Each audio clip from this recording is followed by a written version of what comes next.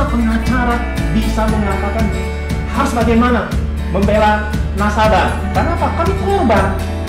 Kami semua korban, Pak. Iya. Korbannya harus dibantu. Bukan pelakunya yang dibantu, Pak. Kalau gitu dunia ini kacau. Lakukan aja kejahatan, kejahatan dibela. Korban dikorbankan gitu loh. Aneh Pak kita ini. Iya kan?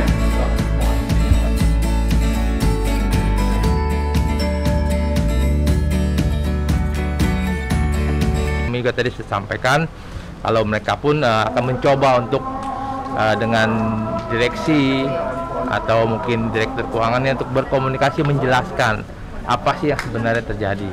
Nah, sebenarnya kami juga terima kasihlah melalui sidang PPSK ini, melalui adanya pemerintah di tengah-tengah kami ya mau memfasilitasi sehingga kami bisa ada ada penyambung lah untuk kami bisa berkomunikasi.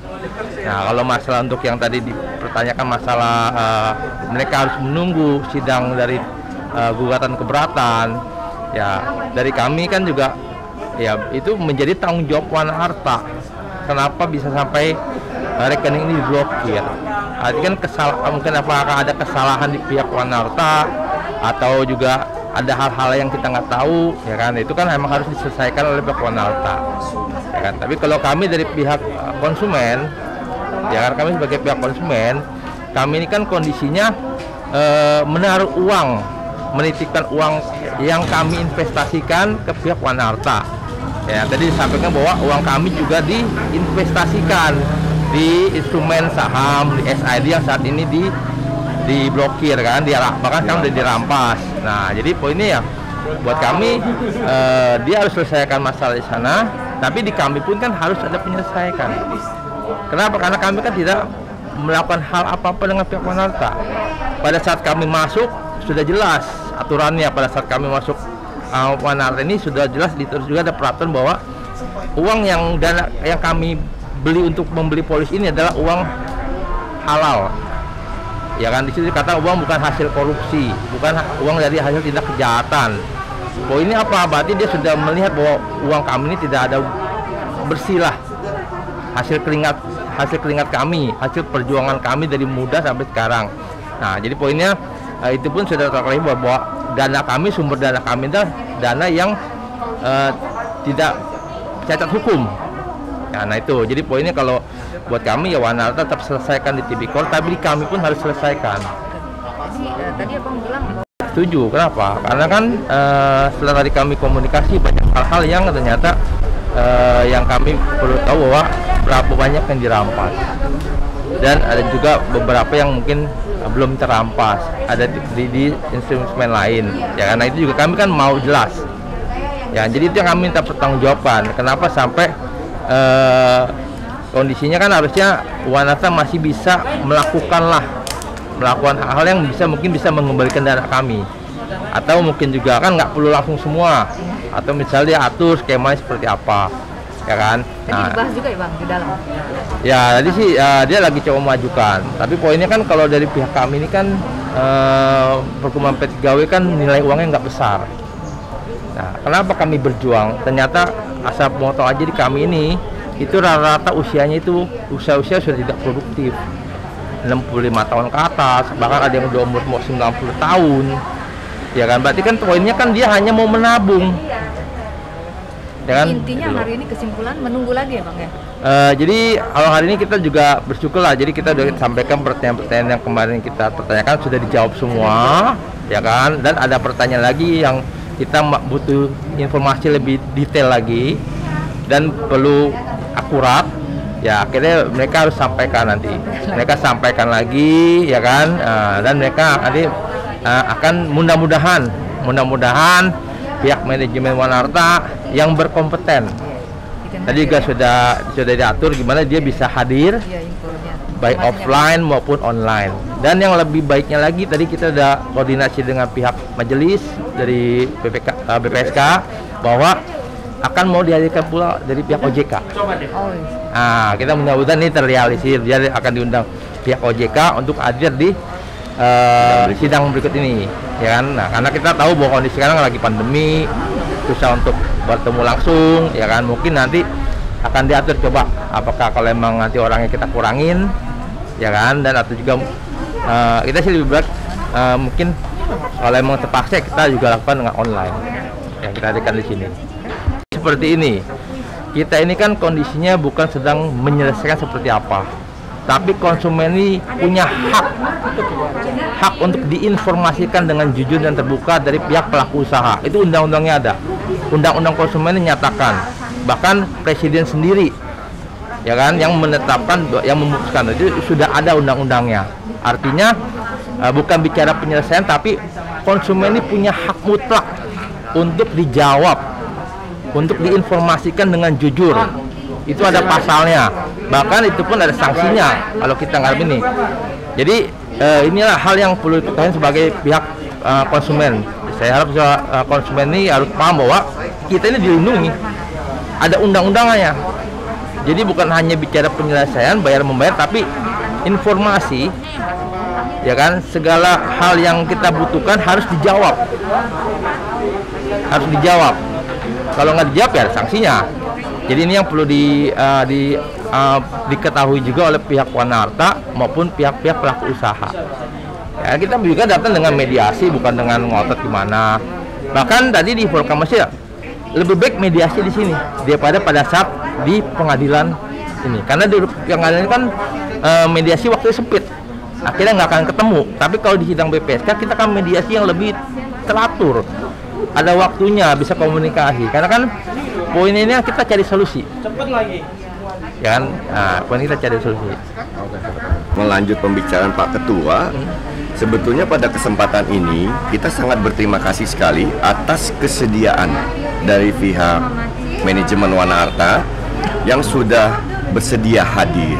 Ya, mereka tuh mengutus tim lawyernya, ya, tim lawyer dari Pak Agung Wibowo itu, ya, Kasmudi, ya, Pak Purnomo, ya, itu kan diutus. Jadi mereka sudah juga sedikit banyak sudah menyampaikan aspirasi, keinginan daripada kami dari P3W, yang dimana selama ini kan kalau kami ke kantor PT Wanaharta, mohon maaf, seperti sudah diketahui kan tertutup. Nah, jadi kami dari mana ini kita harus mendapat satu titik temu antara kami selaku nasabah, konsumen yang selama ini, maaf, terbelengkalai selama hampir 1,5 tahun. Nah, alhamdulillah, puji Tuhan ini pihak Wanaharta sudah hadir. Cuman pada kesempatan sidang BPSK ini, mereka sudah bisa menjawab pertanyaan-pertanyaan kami yang sudah kami ajukan pada sidang yang lalu. Nah, daripada pihak majelis BPSK itu mengharapkan nanti kelak, ya, dihadirkan itu orang yang mempunyai otoritas, yang bisa mengambil satu keputusan supaya para nasabah ini bisa lebih tenang. Selama ini kan selalu diwakili oleh orang yang kompetensi untuk mengambil keputusannya tidak bisa terselesaikan pada saat ini.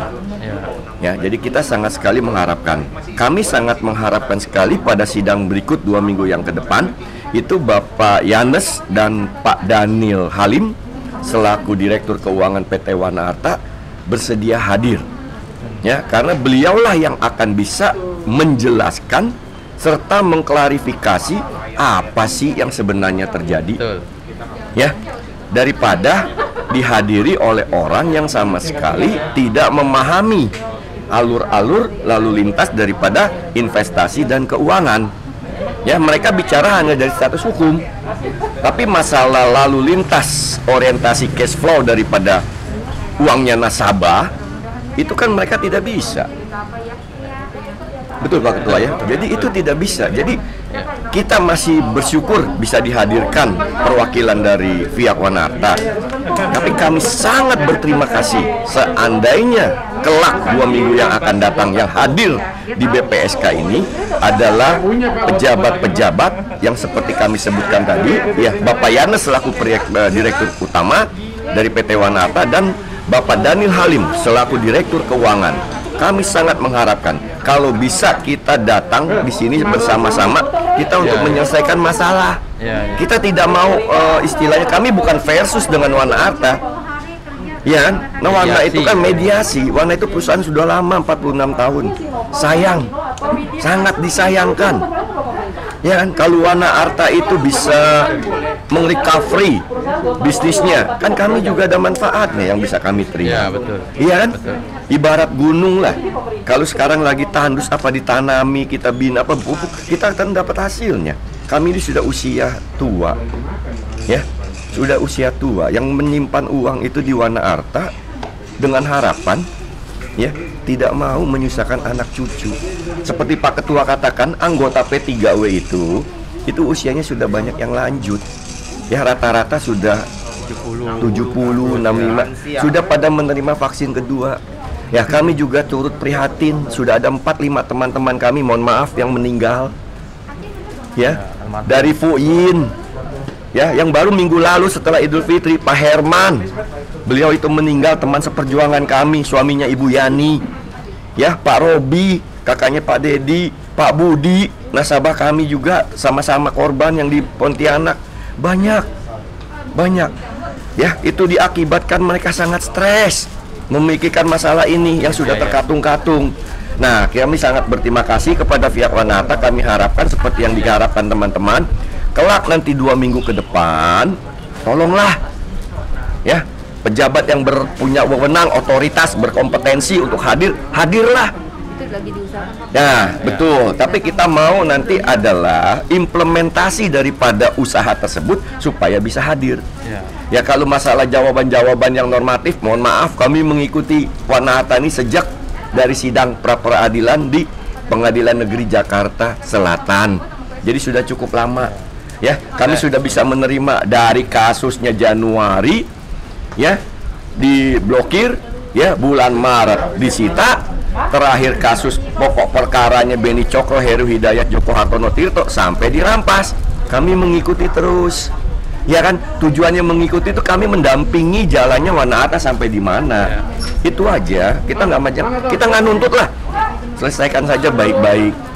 Ya, kami mohon, kami mohon lah nanti berjiwa besar lah, datanglah Pak Yanes, ya, Pak Daniel Halim, monggo kita diskusi di BPSK, oke? Terima kasih. Mungkin kami juga jamin lah masalah keamanan. Kami jamin. Kami juga akan kawal lah. Ya, Kami kami akan tidak mengawal. destruktif. Sekali lagi kami tidak destruktif karena kami adalah para investornya mereka. Kalau mereka sadar, mereka tidak berhak untuk menutup pintu karena kami adalah investor. Kehidupan perusahaan itu tergantung daripada investasi nilai kami. Ya. Oke. Betul. Ya, sekian, terima kasih. Sedikit aja Bang. Kira-kira tadi poin-poin apa saja yang disampaikan dari pihak manajemen Warna Arta dalam hal ini Abang selaku kuasa hukum?